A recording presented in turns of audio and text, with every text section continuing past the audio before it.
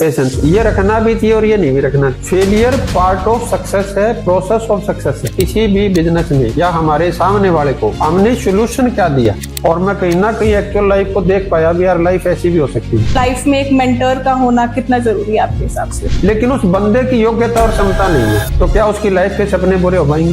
नहीं हो पाएंगे। उसके लिए एज ए मेरे अंदर क्या योग्यता और काबिलियत होनी चाहिए, मेरी क्षमता क्या होनी चाहिए। अब मैं यहाँ सोच के बन जाऊँ, मैं तो डायरेक्ट IAS बन जाऊंगा, मेरे सोचने से थोड़ी बन जाऊंगा। उसके लेवल की मेरे अंदर योग्यता और काबिलियत तो बढ़ानी पड़ेगी मेरे को।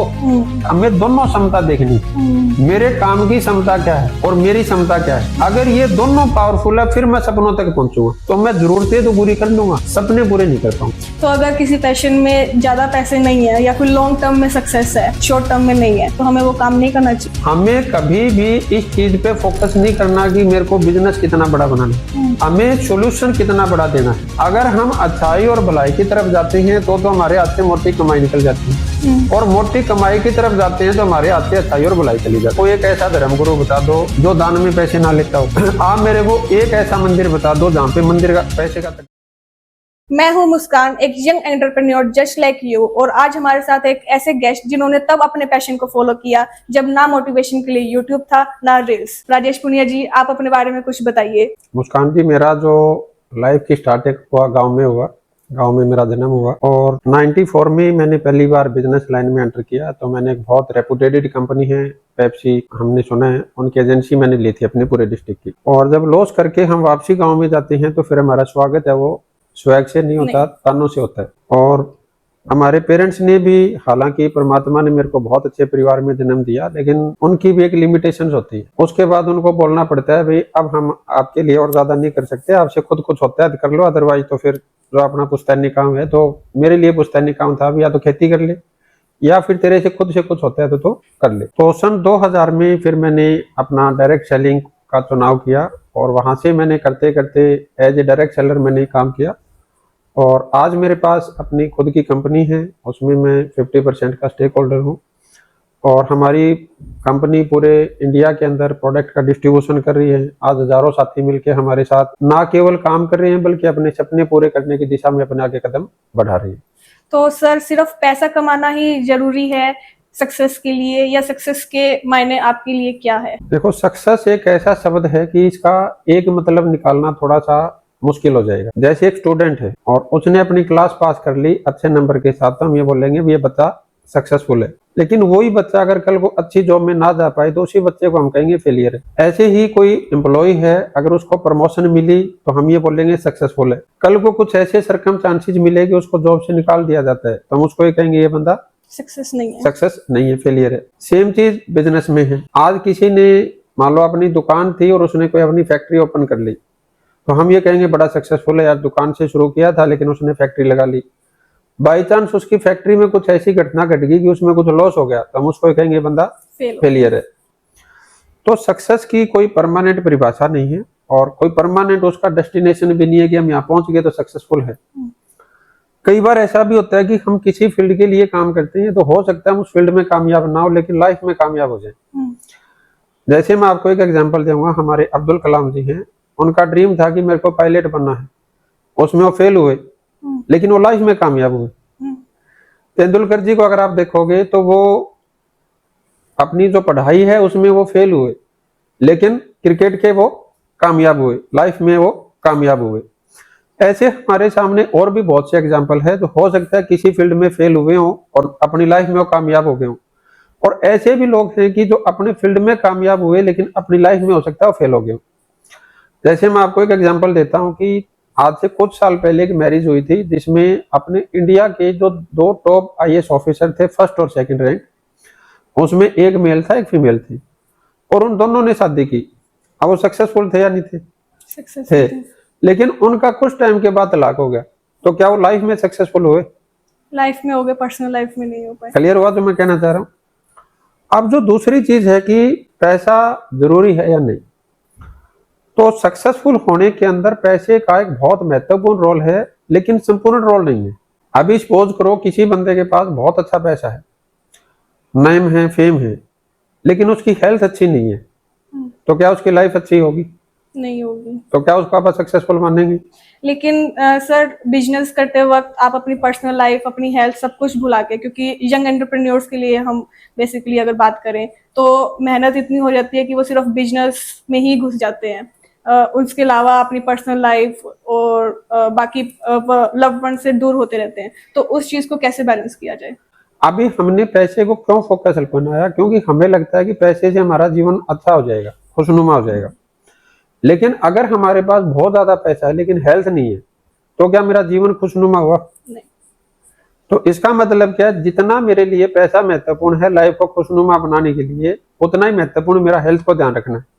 अब थर्ड चीज क्या आ जाती है कि एक बंदे ने अपनी हेल्थ को भी मेंटेन किया और उसने पैसा भी बहुत अच्छा कमाया, रुतबा बहुत अच्छा कमाया, लेकिन उसकी रिलेशनशिप अच्छी नहीं है, तो क्या उसकी लाइफ खुशनुमा रहेगी? नहीं रहेगी। नहीं रहेगी। तो इसका मतलब क्या है कि अगर हमारे पास तीनों चीजों का बैलेंस है, कि हमारे पास अच्छा पैसा भी है, हमारे पास अच्छी हेल्थ भी है और हमारी अच्छी रिलेशनशिप है, तो आप सक्सेस, तो हम ये मानेंगे कि हमारा लाइफ खुशनुमा है। लेकिन इससे आगे एक सवाल आ जाता है कि जिसके पास ये तीनों चीज होगी, उस बंदे में आपको ईगो मिलेगी या नहीं मिलेगी?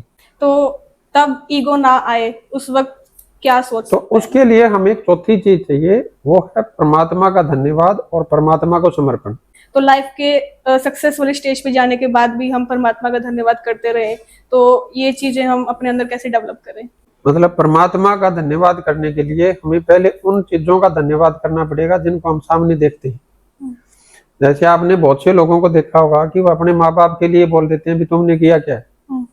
अब जो अपने सामने जो दिख रहा है, जिन्होंने सारी उम्र उसके लिए किया है, अगर वो इसको ये बोल रहे हैं कि आपने किया क्या, क्या भी वो परमात्मा का धन्यवाद कर पाएगा? नहीं कर पाएगा। ऐसे ही जब कोई बच्चा है, अब उसको टीचर मिलते हैं, अगर वो अपने टीचर का, जिन्होंने उसको पढ़ना सिखाया, और अगर उनके लिए वो धन्यवाद नहीं कर सकता, तो क्या वो कभी परमात्मा का धन्यवाद कर सकता है? नहीं कर सकता। अभी आपने बहुत से ऐसे लोग देखे होंगे, जैसे आपने किसी को पानी पिलाया और उसने पानी पिलाने वाले का तो धन्यवाद किया, लेकिन क्या कभी आपने पानी का धन्यवाद किया? नहीं किया। एक्चुअल में प्यास किसने बुझाई थी? पानी ने। पानी की। तो हमें क्या समझना है कि जिन्होंने अब तक हमें सब कुछ दिया है, अगर हम उनका थैंक्स नहीं कर रहे, तो जो जिसको हमने अभी देखा नहीं, महसूस करना है, उनको थैंक्स कैसे करेंगे? तो जो पहली चीज है। अब दूसरी चीज है, आज आप सपोज करो आप मेरे लिए कोई गिफ्ट लेके आओ, कोई अच्छी चीज लेके आओ, और मैं आपका उसके लिए आपका थैंक्स नहीं करता, क्या आप जीवन में कभी आप मेरे को बड़ा गिफ्ट दोगे? नहीं। क्यों नहीं दोगे? मोटिवेशन लेवल खत्म हो जाएगा। तो अगर हमारे साथ ये चीज हो रहा है, तो क्या प्रकृति के साथ नहीं हो रहा होगा? तो सर जैसे आपने अभी बीच में लाइन बोली थी कि हमें अपने गुरु का धन्यवाद करना चाहिए, तो लाइफ में एक मेंटर का होना कितना जरूरी है आपके हिसाब से? देखो, हमें देखना पड़ेगा कि वो गुरु किस चीज का है। जैसे जिसने कोई चीज अपने जीवन में अच्छी सीख रखी है, उसको भी किसी ना किसी ने सिखाया होगा, और बहुत सी ऐसी चीजें हैं जो अच्छी नहीं है, वो भी हमने किसी ना किसी ने सिखाया है। अब गुरु तो दोनों में ही है। लेकिन अच्छे और बुरे की पहचान कैसे करें? पहली चीज क्या है कि जो हमारा काम है या डिसीजन है या जो हम निर्णय लेने वाले हैं, वो सही है या नहीं। सही है या नहीं का मतलब कि वो लीगली है या नहीं, और दूसरी चीज है एथिकल है या नहीं। इसमें भी अगर मैं सिंपल भाषा में कहूं कि अगर हम लीगल को देखेंगे, अगर मैं आप सबसे पूछूंगा या दर्शकों से पूछूंगा, लीगल का मतलब क्या है? जो काम गवर्नमेंट के हिसाब से सही जो है, कानून की निगाह में सही हो। लेकिन अगर मैं ये पूछूंगा कि एथिकल हम किसको बोलेंगे?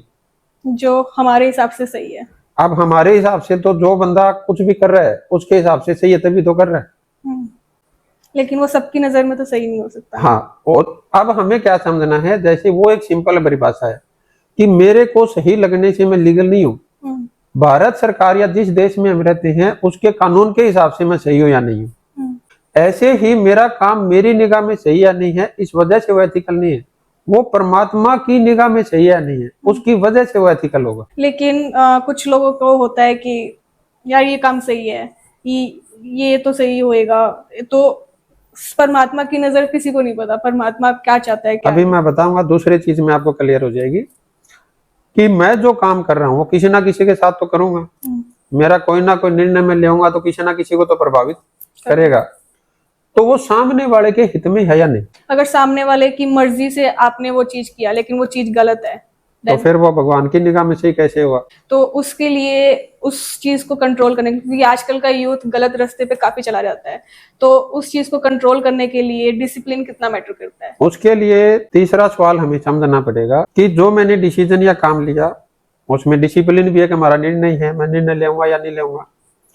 तो पहली चीज वो चीज सही है या नहीं, लीगली और एथिकली। दूसरी चीज सामने वाले के लिए सही है या नहीं, और तीसरी और सबसे बड़ी चीज क्या है कि मेरे लिए सही है या नहीं। अब मेरे लिए सही है नहीं का मतलब क्या है कि अगर कोई चीज मेरे जीवन स्तर को ऊपर लेके जा रही है तो मेरे लिए सही है, और अगर कोई चीज मेरे जीवन स्तर को नीचे लेके आ रही है तो इसका मतलब वो चीज सही नहीं है। तो अभी जैसे आपने डिसिप्लिन के लिए बातचीत की, तो मैं डिसिप्लिन रखूंगा या नहीं रखूंगा ये किसी के लिए चॉइस नहीं है। मेरे पास सिर्फ ये चॉइस है कि मैं वो डिसिप्लिन अपनी ग्रोथ के लिए रखूंगा या मजबूरियों के लिए रखूंगा।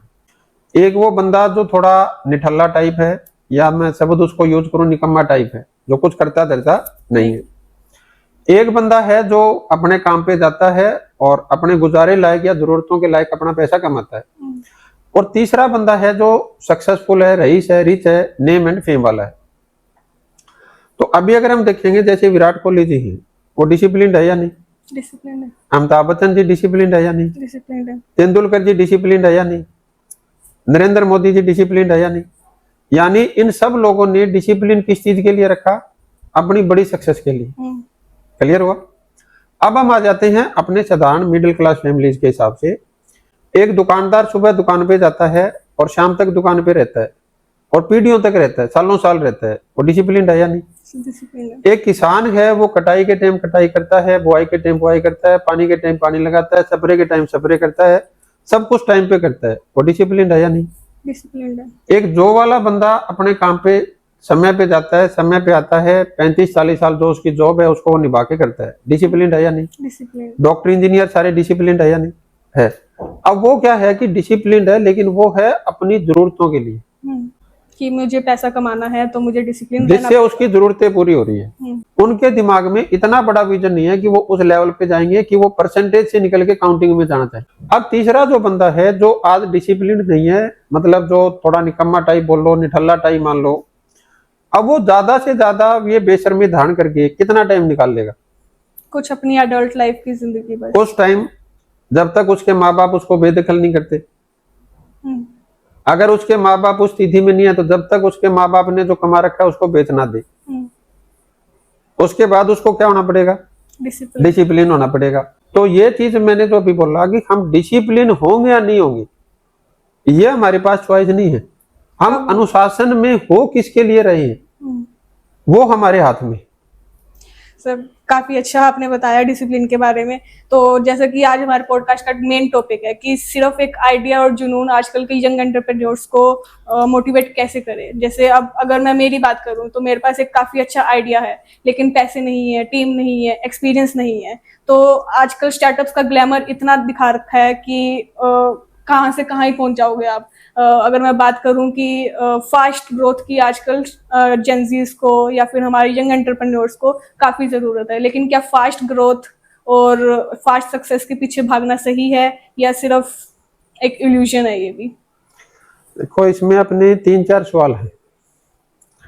पहली चीज ये बोला भी क्या सिर्फ एक आइडिया के दम पे हम कोई बहुत बड़ा काम कर सकते हैं? तो इसमें मैं कहूँगा हाँ भी और ना भी। क्योंकि देखो, किसी भी काम की शुरुआत होती है तो होती तो आइडिया चाहिए, लेकिन अगर मैं ये सोचूंगा कि सिर्फ आइडिया से मैं वहां पे पहुंच जाऊंगा तो ये चीज पॉसिबल नहीं है। अब दूसरा सवाल था कि वो अपने आइडिया तो है, लेकिन वो इसलिए काम नहीं कर पाते कि उनको लगता है कि उनके पास पैसा नहीं है, या उनके पास टीम नहीं है, या उनके पास एक्सपीरियंस नहीं है। तो ऐसे सब साथियों से मैं एक चीज कहना चाहूंगा कि जो भी लोग आज अपनी सफलता की ऊंचाइयों पे हैं, जब उन्होंने अपनी लाइफ की जर्नी शुरू की तो क्या उनके पास वो तीनों चीजों थी? नहीं थी। तो इसका मतलब क्या है कि जब भी आप अपनी सफलता की शुरुआत करोगे तो वो तीनों चीज आपके पास आज भी नहीं है और आगे भी कभी नहीं होगी। अभी एक चीज आपने बोला ग्लैमर का, तो ग्लैमर हमें समझना है कि वो ग्लैमर किसी फील्ड की वजह से नहीं है, वो आपकी सक्सेस की वजह से है। जैसे अभी मैं एग्जांपल लेता हूं, जैसे हमारे सुंदर पिचाई जी हैं और ऐसे बहुत से हमारे सीईओज हैं। अब उनकी लाइफ में ग्लैमर है या नहीं? काफी है। काफी है। अब वो ग्लैमर क्यों है? क्योंकि वो अपने फील्ड में सक्सेस है। अब बहुत से ऐसे लोग होंगे जो उस फील्ड में जिन्होंने प्रयास किया लेकिन वो सफल नहीं हुए, तो क्या उनकी लाइफ में ग्लैमर होगा? नहीं होगा। नहीं होगा। अभी अगर हम दूसरी चीज देखें स्पोर्ट्स में, आज विराट कोहली जी या उनकी तेंदुलकर जी की लाइफ में ग्लैमर है या नहीं? नहीं है। अब क्रिकेट तो हजारों लोग, सैकड़ों, हजारों, करोड़ों लोग खेलते होंगे, क्या उनकी लाइफ में ग्लैमर है? नहीं है। नहीं है। तो इसका मतलब क्या है कि क्रिकेट की वजह से उनकी लाइफ में ग्लैमर नहीं है, उस फील्ड में उनकी सफलता का स्तर क्या है। अभी अगर हम देखेंगे, ऋतिक रोशन जी है, अक्षय कुमार जी हैं, टाइगर श्रॉफ है, उनकी लाइफ में ग्लैमर है या नहीं? काफी है। अब फिल्म इंडस्ट्री में तो लाखों लोग हर साल जाते हैं, क्या सबकी लाइफ में ग्लैमर है? तो यहाँ तो फिर कुछ लोग बोल देते हैं कि इनकी तो किस्मत थी, हम नहीं सक्सेस हो पाए, क्योंकि ट्राई हर कोई करता है, लेकिन जब रिजेक्शंस और स्लीपलेस नाइट्स उनको फेस करनी पड़ती है तो वहाँ वो डीमोटिवेट हो जाते हैं। तो वहाँ भी मोटिवेशन बनाए रखने के लिए क्या कर सकते हैं? देखो, अब इसमें दो चीजें हैं। एक चीज तो आपने किस्मत बोला, और एक जो रातों की नींद उड़ा के काम करता है। अब ये दो चीज एक साथ तो नहीं हो सकती ना। फिर भी मैं आपकी बात को बड़ा करता हूँ कि जो ये बंदा बोलता है उसकी किस्मत अच्छी थी, इसके मतलब अपनी किस्मत को क्या बता रहा है? बेकार। बेकार बता रहा है। तो जिस चीज को आप बेकार बता रहे हो, क्या उसके भरोसे बैठना चाहिए? नहीं बैठना। तो फिर उसके भरोसे क्यों बैठे हो भाई? सही बात है। सही है। अब जो दूसरी चीज आपने बोली कि वो जो मेहनत है, उसके लिए मैं आपसे एक चीज पूछना चाहूंगा कि सपोज करो कि आज वो बड़ी सफलता के लिए अपनी रातों की नींद नहीं उड़ाते, तो अब क्या करेंगे? वो आलस करके नींद लेंगे। कितने टाइम की? कभी ना कभी तो शुरू करना ही पड़ेगा। इसका मतलब क्या है कि मेरे को रातों की नींद तो उड़ानी पड़ेगी, मेरे को मेहनत तो करनी पड़ेगी। डिसीजन सिर्फ इतना है कि वो मेरे को बड़ी सफलता के लिए करनी है या सिर्फ मेरे को जीवन के गुजारे के लिए करनी है। कल को क्या करेगा? खेती करेगा। अब खेती में अगर उसको रात को पानी का वार आ गया तो फिर ये कहेगा मैं पानी का वार पे नहीं जाऊंगा? जाएगा नहीं जाएगा? जाएगा। अभी कोई बिजनेसमैन है, उसकी डील है, कोई रात को फिक्स होगी, क्या वो डील पे नहीं जाएगा? नहीं जाएगा। क्यों जाएगा?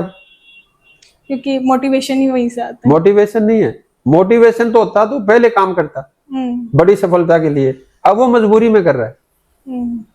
मान लो कोई जॉब करेगा, अब जॉब में उसकी हो सकता है कभी दिन में ड्यूटी आएगी, कभी रात को आएगी। अब क्या करेगा? वो रात को ड्यूटी पे नहीं जाएगा? जाएगा। इसका मतलब क्या है, चाहे मैं अमीर बनूं या मैं अमीर ना बनूं, मेरे पास ये ऑप्शन नहीं है कि मैं मेहनत करूंगा या नहीं करूंगा।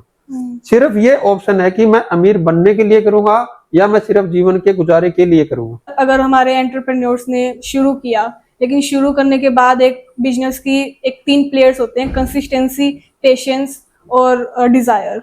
तो वो चीज हमारे अंदर कंटिन्यू रहे, तो उसके लिए हम कैसे, उस चीज को हम कैसे बैलेंस करें?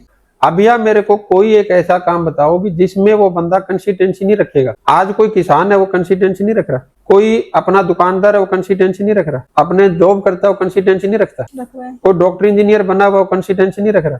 लेकिन एक लाइफ के मुकाम तक पहुंचने के बाद उनके अंदर वो चीज ग्रो हुई है। लेकिन एक स्टार्टअप बिजनेस जैसे, इसका उलट है, वहां पहुंचने के बाद नहीं हुई, उन्होंने कंसिस्टेंसी रखी इसलिए वो वहां पे पहुंच गए। अब वो कंसिस्टेंसी रखनी है, डिसीजन सिर्फ हमें क्या लेना है कि वो मेरे को बड़ी सफलता के लिए रखनी है या मेरे को मेरे गुजारे के लिए रखनी है। सेम चीज डिजायर है। अब धैर्य का मतलब ये नहीं है कि मैं कुछ ना करूं और मैं बैठा बैठा इंतजार करता रहूं, ये धैर्य नहीं है।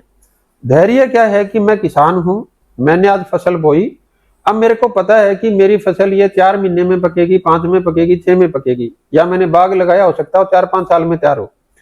अब क्या मैं बैठा रहूं तो क्या मेरी फसल तैयार हो जाएगी? नहीं। तो मेरे को क्या करना पड़ेगा? पेशेंस रखना पड़ेगा। पेशेंस के साथ मेरे को वो जरूरी काम करने पड़ेंगे जो 6 महीने के दरमियान करने हैं। सिर्फ पेशेंस से मेरा बीज है वो फसल होके नहीं आएगी। आज अगर कोई दुकानदार है, उसने अपनी दुकान शुरू की, क्या दुकान शुरू करते ही उसका बड़ा नाम हो जाएगा? नहीं। तो अब उसको क्या रखना पड़ेगा? पेशेंस। सिर्फ पेशेंस रखने से उसका बड़ा नाम नहीं होगा। उस दुकान के ऊपर उसने इंप्रूवमेंट क्या की, चाहे वो कोई डॉक्टर इंजीनियर है, चाहे वो कोई एडवोकेट है, अब कोई जॉब हो गया, अब उसको प्रमोशन चाहिए तो उसको क्या रखना पड़ेगा? पेशेंस रखना पड़ेगा। लेकिन क्या सिर्फ पेशेंस रखने से उसकी प्रमोशन हो जाएगी?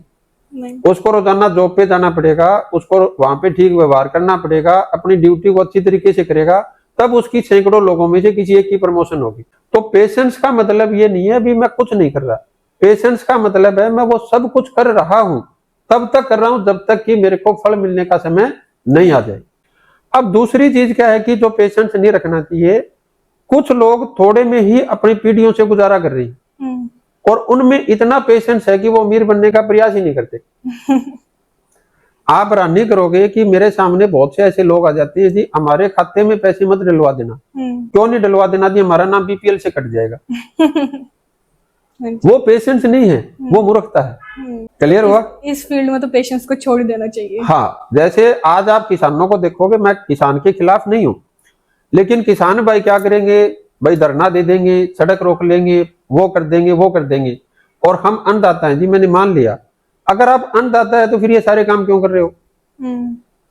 क्योंकि हमारे को उस काम में प्रोग्रेस नहीं मिल रही। तो भाई हमारे दादा ने ट्राई कर ली, हमारे पिताजी ने कर ली, आधी उम्र हमारी चली गई, अब पेशेंस तोड़ लो ना अपना। कुछ ऐसा काम कर लो जिसमें आपको प्रोग्रेस मिल जाए। अभी आपने देखा होगा कि बहुत से गवर्नमेंट में मतलब अपने कच्चे पक्के लोग लगते हैं, वो कमीज निकालेंगे, धरना देंगे सीएम हाउस के पास, उनके ऊपर पानी की बौछार हो जाएंगी, और फिर वो मतलब एक डायलॉग सारी उम्र बोलेंगे, भाई नौकरी का मतलब है भी सिर्फ भाई हमने बच्चे पढ़ा लिए, अपना घर बना लिया, बच्चों की शादी कर ली, रिटायरमेंट की पेंशन आ जाएगी। अब वो सारी उम्र उलाना देंगे हम पढ़ा नहीं कर पाए, तो अपना पेशेंस तोड़ लो ना भाई। तो पेशेंस का मतलब जहां हमें सही काम है और सही तरीके से हम कर रहे हैं तो हमें एक पेशेंस रखने की जरूरत है।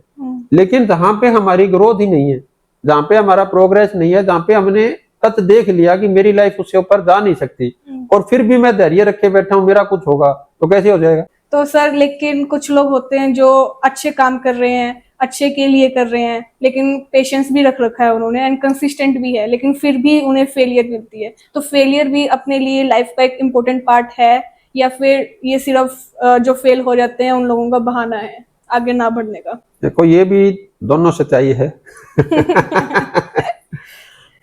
देखो पहली चीज क्या है कि हमें क्या लगता है कि फेलियर और सक्सेस अपोजिट है, जबकि फेलियर और सक्सेस है ये अपोजिट नहीं है। फेलियर पार्ट ऑफ सक्सेस है, प्रोसेस ऑफ सक्सेस है। बिल्कुल सही। जैसे आज आपने जीवन में कुछ भी काम किया, जैसे सपोज करो आपने रोटी बनाना सीखा, तो धरती पे कोई ऐसी औरत होगी जो ये बोल दे कि मैंने पहली बार में ठीक रोटी बना ली? नहीं है। हमने भी ABCD कह के पढ़ा, कल को हमारे बच्चे पढ़ेंगे, नेक्स्ट जनरेशन पढ़ेगी। कोई धरती पे ऐसा बच्चा पैदा हुआ जिसने पहली बार में सब कुछ सही कर दिया? कोई ऐसा किसान है जिसने पहली बार में खेती सही कर ली? नहीं है। तो इसका मतलब पहली चीज हमें क्या समझना है कि फेलियर का मतलब ये नहीं है कि मैं हमेशा के लिए असफल हूं।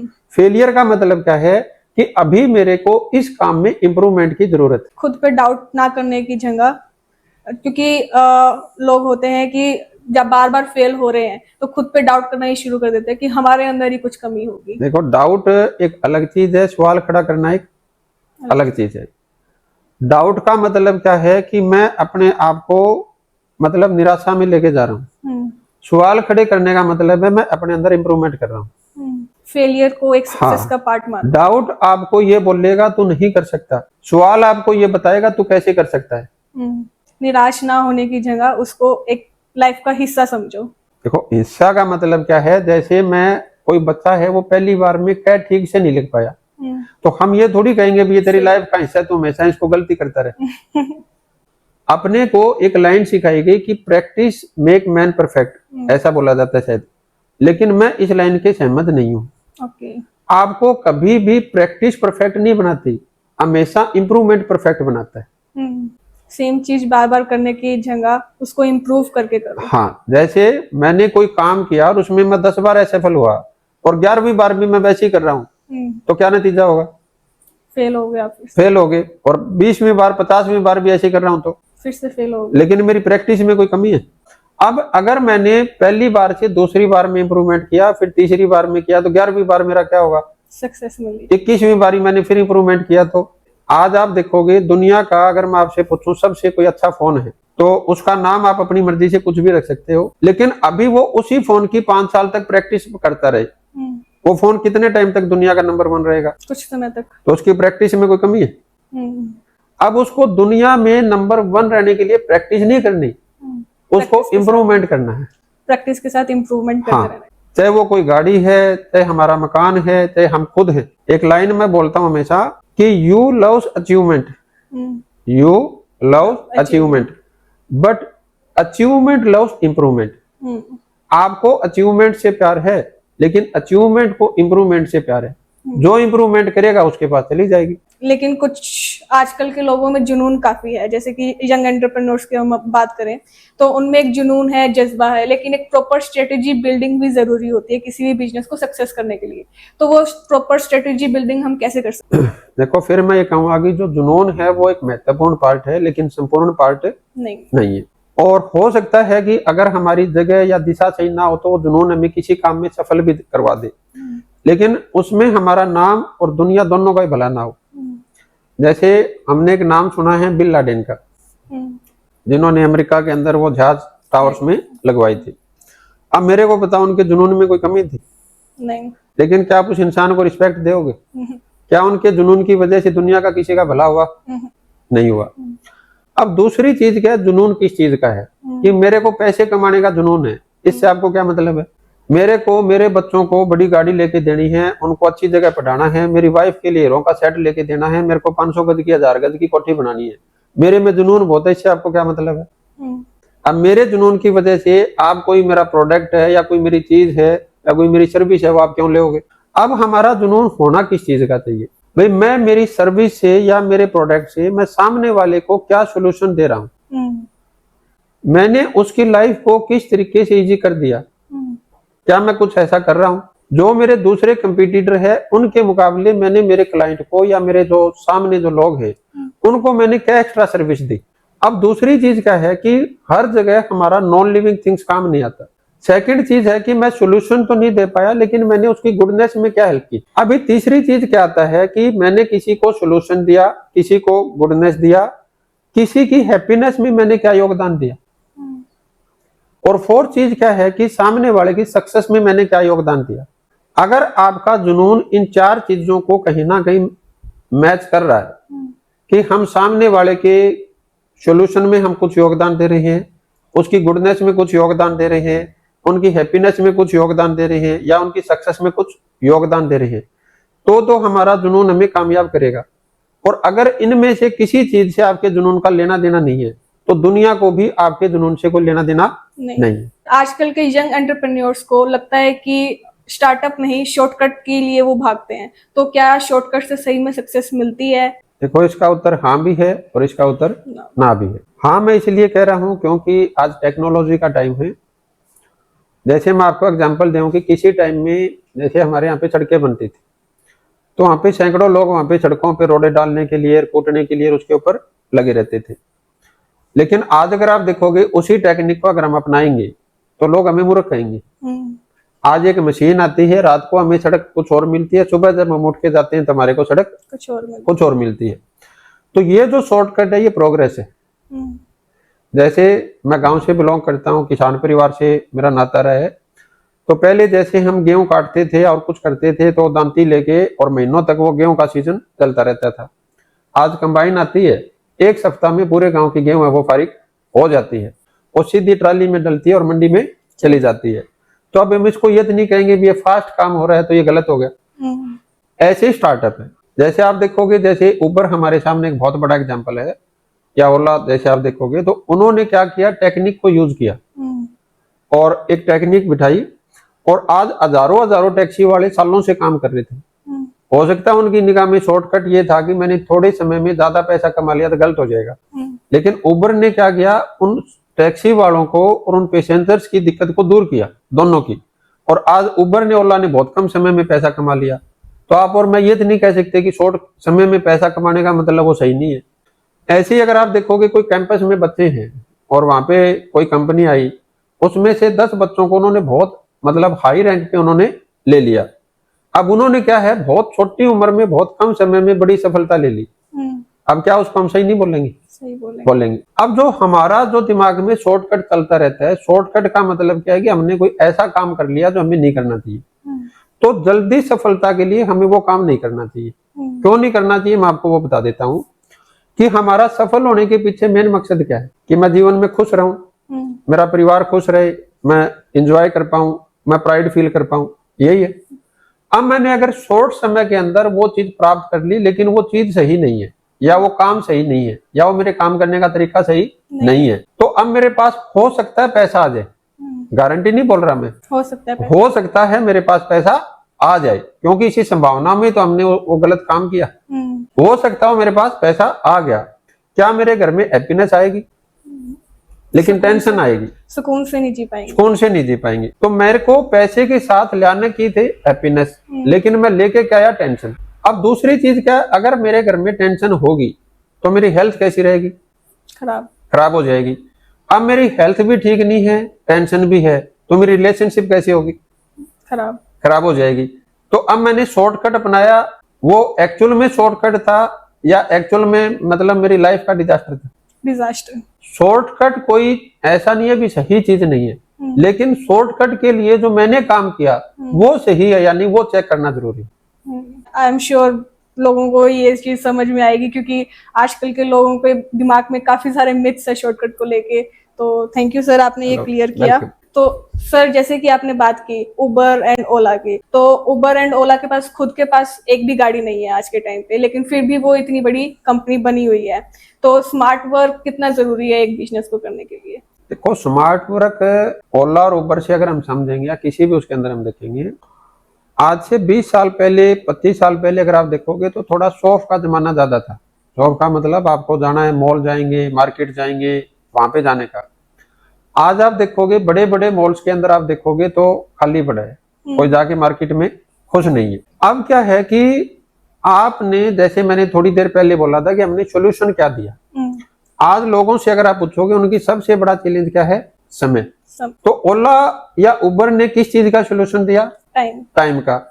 गाड़ी वाले को कस्टमर ढूंढने में समय नहीं लगाना, कस्टमर को गाड़ी ढूंढने में समय नहीं लगाना। उसके बाद जेप्टो आया तो उन्होंने क्या किया? खाने की प्रॉब्लम को दूर किया। वो हम क्या है, किसी टाइम में रेस्टोरेंट जाने में प्राउड फील करते थे, आज हमें वो प्रॉब्लम लगने लगी। अभी आप देखोगे ब्लिंकिट आ गया। अब ब्लिंकिट क्या कर रहा है? जो टाइम का फैक्टर है ब्लिंकिट वो सोल्व कर, यानी कि जो मॉल है वो तो खाली पड़े हैं और जो ब्लिंकिट है या जो हमें होम डिलीवरी दे रहा है उनकी सेल है वो इंक्रीज हो रही है। तो पहली चीज क्या है कि हमने अपने किसी भी बिजनेस में या हमारे सामने वाले को हमने सोल्यूशन क्या दिया, हमने उसकी किस समस्या का समाधान हम दे सकते हैं, हमें उस चीज को ढूंढना है। अब सेकंड चीज क्या है कि हमने उसकी गुडनेस को कैसे इंप्रूव करना है। क्या हमारे पास कुछ ऐसा आइडिया, कुछ ऐसा तरीका है कि सामने वाले के गुणों में हम बढ़ोतरी कर पाए। अभी थर्ड चीज क्या आएगी? हैप्पीनेस। अब अगर हमने किसी को खुशियां देने का कुछ रास्ता अपनाया, वो आपका कुछ भी हो सकता है, तो आप उसके अंदर हो जाओगे। और फोर्थ चीज है कि उसकी सक्सेस में हम क्या रोल अदा कर सकते हैं। तो अगर हम इन 4 शब्दों को पकड़ के और अपनी लाइफ को आगे लेके जाएंगे तो हमारी लाइफ में जो चीज, एक मैंने लाइन पढ़ी थी काफी टाइम पहले कि आप दुनिया में वो सब चीजें हासिल कर सकते हो जो आप पाना चाहते हो, बशर्ते आप बहुत सारे लोगों को वो चीज दिलवा दो जो वो पाना चाहते हैं। काफी अच्छी लाइन है सर, थैंक यू। तो सर बेसिकली आपको लगता है कि अच्छे काम, अच्छी नीयत से और सक्सेस के लिए अगर हम काम करेंगे तो हमारा एक जो आइडिया है, जुनून है, वो बिना पैसे, बिना एक्सपीरियंस के भी अगर हम करेंगे तो वो हम सक्सेस होने की तरफ सीढ़ी एक कदम बढ़ रहे हैं मतलब।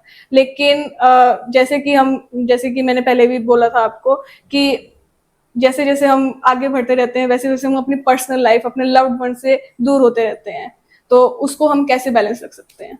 देखो, मैं ये मानता हूं कि अगर हम अपने काम के अंदर अपनी फैमिली को इन्वॉल्व करते तो हो सकता है कि हम अलग तो हो जाए किसी टाइम के लिए, लेकिन दूर नहीं होंगे।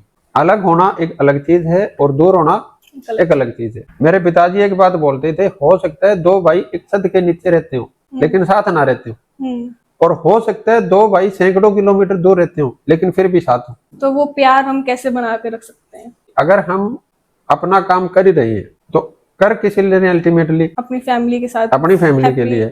तो क्या ये चीज फैमिली को नहीं पता होगी? क्या फैमिली उसमें सपोर्ट नहीं करना चाहेगी? सपोर्ट भी करना चाहेगी, लेकिन हमें क्या लगता है कि किसी बात के ऊपर फैमिली हमारी बात से सहमत नहीं हुई तो वो हमारा विरोध कर रही है। जैसे किसी बच्चे ने कोई काम शुरू किया, ऐसा नहीं कि उसकी फैमिली आज तक उससे नहीं पूछती थी, भाई तू किसके साथ गया था, तू कहाँ गया था, तेरे दोस्त कौन थे, आज लेट क्यों हो गया, क्या वो उसके स्टार्टअप से पहले उससे नहीं पूछते थे? पूछते थे, क्या वो अपनी फैमिली को नहीं बताता था? बताते थे। अब क्यों नहीं बताता भाई? क्योंकि उसको ऐसे लगता है कि मैंने स्टार्टअप शुरू कर लिया, इसका मतलब मैं तो बड़ा हो गया, अब मेरे को मम्मी पापा को या अपनी फैमिली को बताने की जरूरत नहीं है। अब मेरे को बताओ, अगर इस तरीके से वो स्टार्टअप की बजाय जीवन में कोई भी काम करेगा, अब उसकी फैमिली लाइफ अच्छी कैसी रहेगी? लेकिन कुछ लोग हैं, अब जैसे अगर हम लड़कियों की भी बात करें तो उनके पेरेंट्स उन्हें सब कुछ करने के लिए अलाउ नहीं करते, वो एक सेफ्टी इशू आ जाता है। वो सेफ्टी इशू होना पेरेंट्स में नॉर्मल चीज है, लेकिन उस चीज को गर्ल्स कैसे टैकल करे या फिर उस वक्त हमें क्या करना चाहिए? देखो, एक तो आप सिर्फ इसको ऐसे ना मानो भी ये फैमिली इशू है, क्या उस लड़की के खुद के लिए सेफ्टी इशू नहीं है? अब समझ आ गया तो हमारा गैप क्यों आता है? उस लड़की को क्या लगता है कि ये फैमिली इशू है, जबकि इशू किसका है? दोनों का है। दोनों का। अब दूसरी चीज क्या है कि आपकी केयर में आपकी चिंता कौन करेगा? जो आपका अपना होगा। अब जिसको आपसे कुछ लेना देना ही नहीं है, वो आपसे फोन करके क्यों पूछेगा कहाँ हो आप? जैसे मैं एक एग्जांपल दूं कि किसी की वाइफ का फोन आया मान लो, और वो अपने दोस्तों में बैठा है, अब उसकी वाइफ पूछती है कि आप कितने बजे तक घर आओगे? अब बताओ, उसने सही काम किया, सही काम नहीं किया? वाइफ के हिसाब से तो सही है, लेकिन वो अब उसको अपने दोस्तों के बीच में क्या फील होता है? गिल्ट कि क्यों पूछ रही है मेरे से। अब मेरे को एक बात बताओ, उन्हीं दोस्तों में किसी को ऐसी वाइफ मिल गई जो उससे पूछती नहीं है, तो उसे वो रिग्रेट होता है, यार मेरी भी वाइफ मेरे से पूछती। अब दोनों ही अपनी अपनी वजह से मतलब खुश नहीं है। अगर वो समझदार बंदा है तो वो प्राइड फील करेगा कि मेरी वाइफ मेरे से फोन करके पूछती है कब आओगे। अब वो ये चीज क्यों पूछेगी? क्योंकि उसको परवाह है। अगर उसको परवाह ही नहीं है तो वो नहीं पूछेगी। ऐसी हाँ, सेम चीज ऐसे वाइफ के लिए है। अब उसके हस्बैंड ने फोन कर लिया, अब वो क्या बोलेगी? बड़ा शकी आदमी है। समझ आ गया तो मैं कहना चाह रहा हूँ? जबकि एक्चुअल में हस्बैंड ने फोन क्यों किया? क्योंकि उसको उसकी परवाह थी।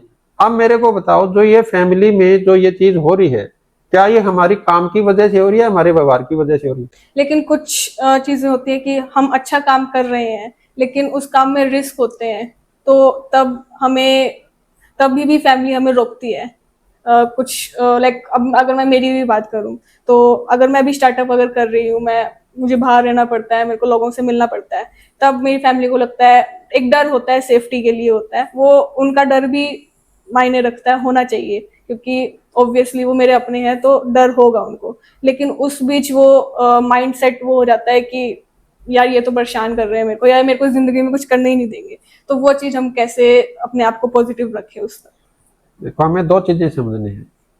अगर वो आपको करने ही देना नहीं चाहते तो जिस समय आप 3 साल के थे, आपको हाथ पकड़ के स्कूल में क्यों लेके गए? आप तो जिसको ये बोल रही होगी मैं स्टार्टअप कर रही हूँ, अगर वो उस समय आपको 3 साल की बच्ची को स्कूल में नहीं लेके जाते, क्या आप ये बड़ी बड़ी बात कर पाती? तो आप पहली चीज तो ये है कि वो आपको ऊपर देखना चाहते हैं या नहीं देखना चाहते? जैसे अभी मान लो आप मेरे पीछे बाइक पे बैठे हो, गाड़ी में बैठे हो, और मैं उसको स्पीड से चला रहा हूँ, आप मेरे को क्या कहोगे? आवारा लड़का है कोई, आवारा लड़का है। और अगर मेरे साथ बैठे हो तो आप ये भी कहोगे भाई संभल के चलाओ, मेरी जीवन भी आपके साथ है। अगर आप मेरे को नहीं जानते तो आप मेरे लिए सिर्फ 1 मिनट सोचोगे आवारा लड़का है। अगर आप मेरी जानकारी रिश्तेदारी में हो तो आप मेरे घर पे इन्फॉर्म करोगे कि आज राजेश था, उसका बाइक चलाने का या गाड़ी चलाने का तरीका ठीक नहीं था। और अगर आप मेरे साथ बैठे हो तो आप मेरी डांट भी मारोगे। अब हमारे परिवार वाले क्या है कि हमारी लाइफ की गाड़ी में हमारे साथ बैठे, तो वो डांटते भी है, सिखाते भी है, और आपको आगे बढ़ता देखना। समझ आगे? वो देखना तो आगे बढ़ना चाहते हैं, इसमें कोई दोराई नहीं है, लेकिन वो आगे बढ़ने के चक्कर में कोई हमारे से ऐसी चीज ना हो जाए, उसके लिए वो डरते भी है, और वो हमें खुद को भी डरना चाहिए। तो सर, क्योंकि जो यंग आजकल की जनरेशन है वो एक दूसरे से इंस्पायर इतना हो जाती है कि यार ये कर रहा है तो मुझे भी करना चाहिए, चाहे वो गलत काम ही हो। तो उस चीज को हम कैसे बचें उस चीज से, या हम कैसे रोकें खुद को उस चीज को करने से? क्योंकि हमारे दोस्त लोग भी, अगर मान लो कि दोस्तों की इन्फ्लुएंसर काफी होती है हमारी लाइफ में, तो वो दोस्त सही इन्फ्लुएंस नहीं करता है। ऑब्वियसली होते हैं लोग कि यार कर ले यार, क्या दिक्कत है, सब कर रहे हैं, ट्राई तो करना चाहिए लाइफ में सब कुछ। तो वहां एक माइंडसेट कैसे हम पॉजिटिव लेके जाएं? हमें अपने डिसीजन में 3 चीजें देखनी चाहिए। पहली चीज वो सही है या नहीं, दूसरी चीज सामने वाले के हित में है या नहीं, और तीसरी चीज मेरे लिए हित में है या नहीं है। जैसे आप सपोज करो कि कोई दोस्त हैं, 5-7 दोस्त हैं, और वो अपने किसी एक दोस्त को बोलते हैं कि भी तू हमारे साथ स्मोकिंग कर ले, या आजकल फीमेल्स में भी हैं भी ये फ्लेवर होका आ गया, फ्लेवर इस टाइप का भी तू हमारे साथ ये कर ले।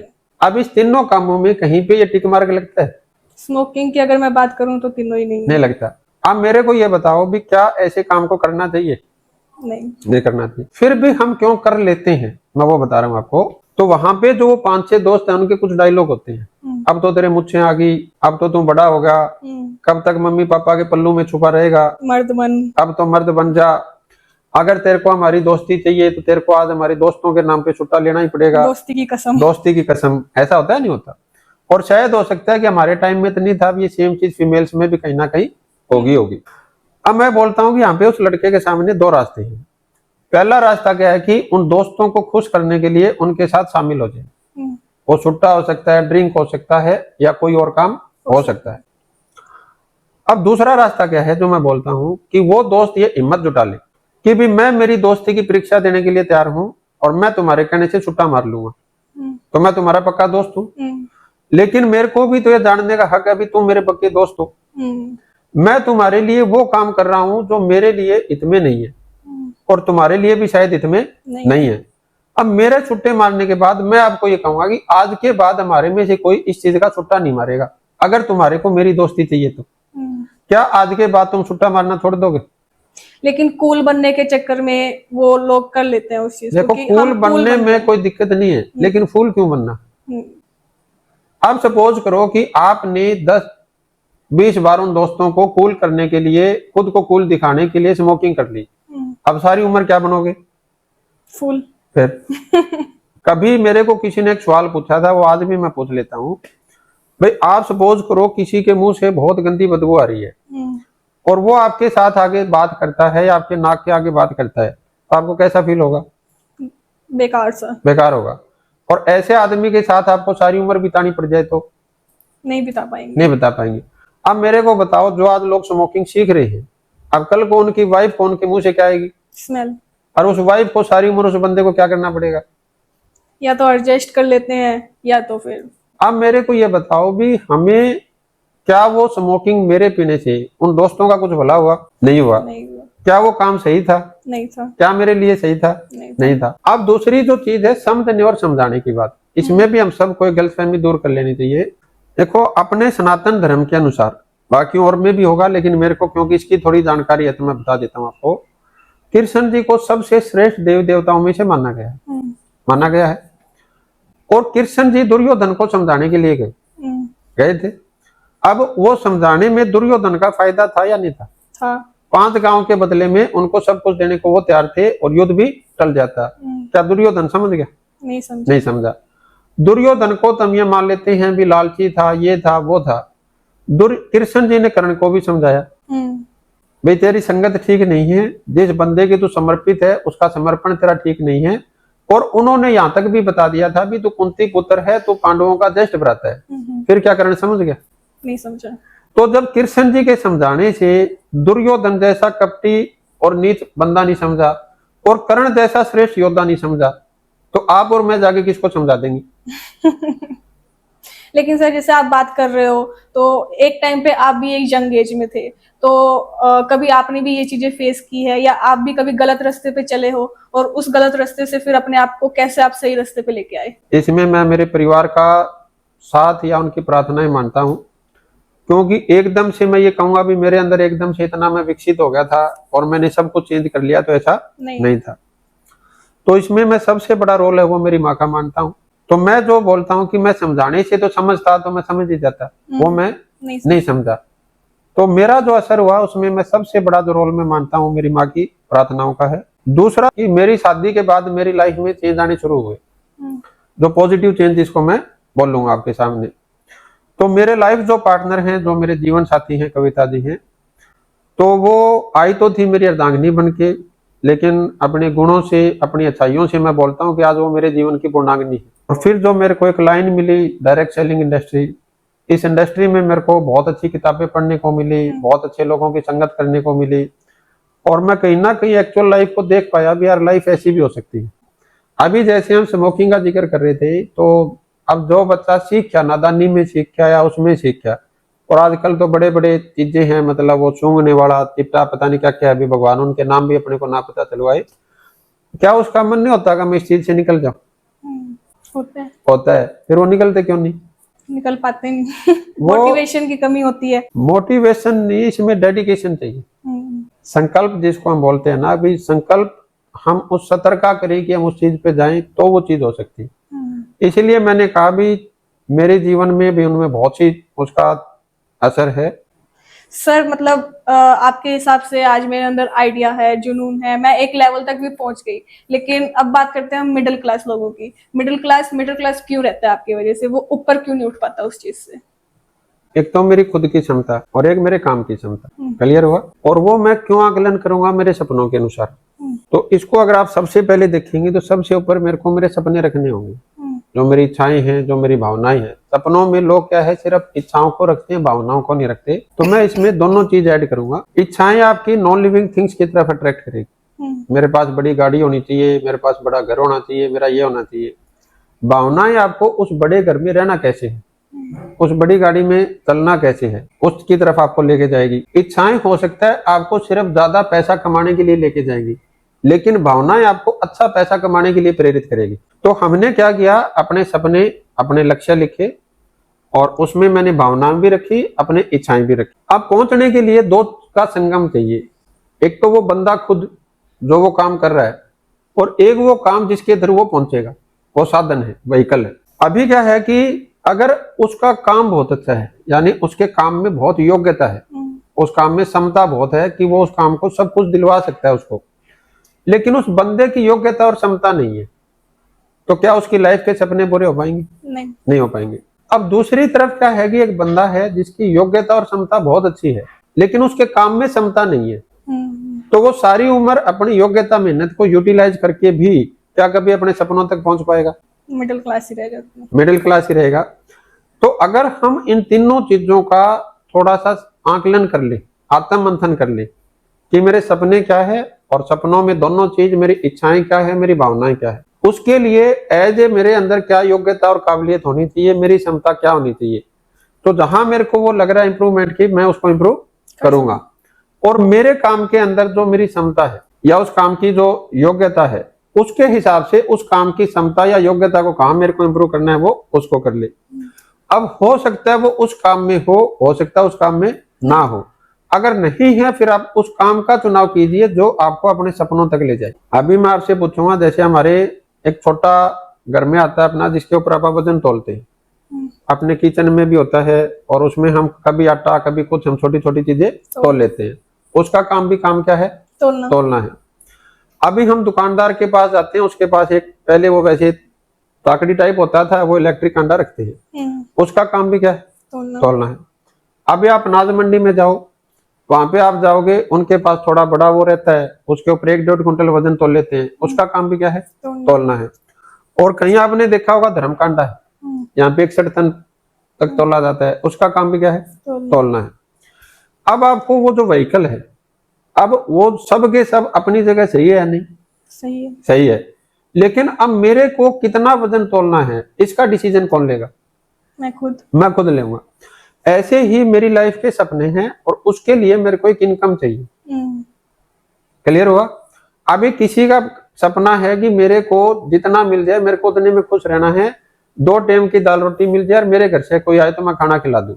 अब वो कैसा काम ढूंढेगा?